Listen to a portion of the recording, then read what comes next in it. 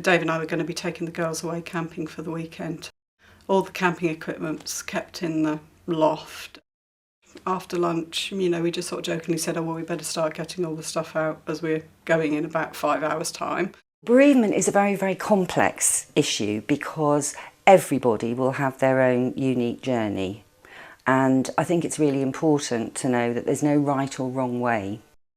The last thing he said to me was, can you get me another light bulb?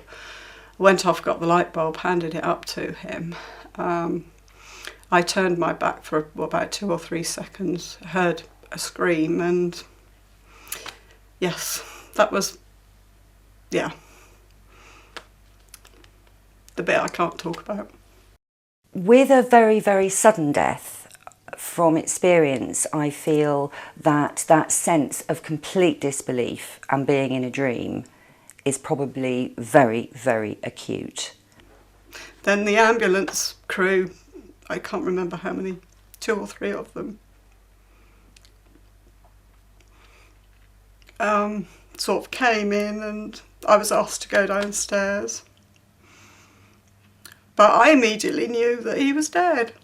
People talk a lot about the stages of bereavement, and I think perhaps the first thing will be often this sense of complete disbelief that this just hasn't happened at all. It was like a fog had come across, and I just couldn't cry, couldn't get angry.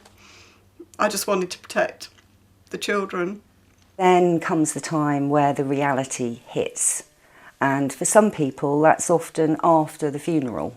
For about 2-3 years afterwards, with the post-traumatic stress, I could have sat there and told it without a tear in my eye, as if I was reading off a newspaper report. And I think this is the first time I've actually told it, crying, so I suppose it's progress from my viewpoint. People can find themselves with sometimes overwhelming feelings, crying, a lot of physical sensations, sometimes feeling very ill. It's like waves on a beach, it comes and goes, and everybody's experience is different.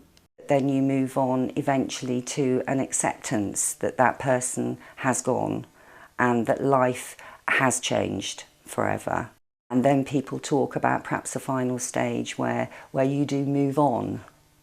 I just went down the school and said, I just can't do this anymore. They turned around and said, there's no way you're being a bad mother. You're down here because you do care.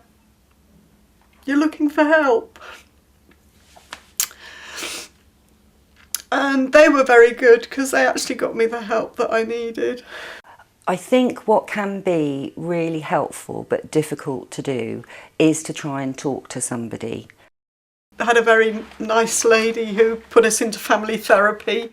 We could all sit there in a room that was neutral, and I could put my viewpoint, the children could put their viewpoint, and she was able to look at the outside in. The stages are sort of useful things to hang feelings on, but people will not go through them in any set order. Sometimes people will never experience any of them. She said, it's difficult, your circumstance, but you need to take back control. I got a lot of help from there. Somebody has been ill for a long time, perhaps with a life-threatening illness, and there's been time for a lot of talking and some pre-bereavement work.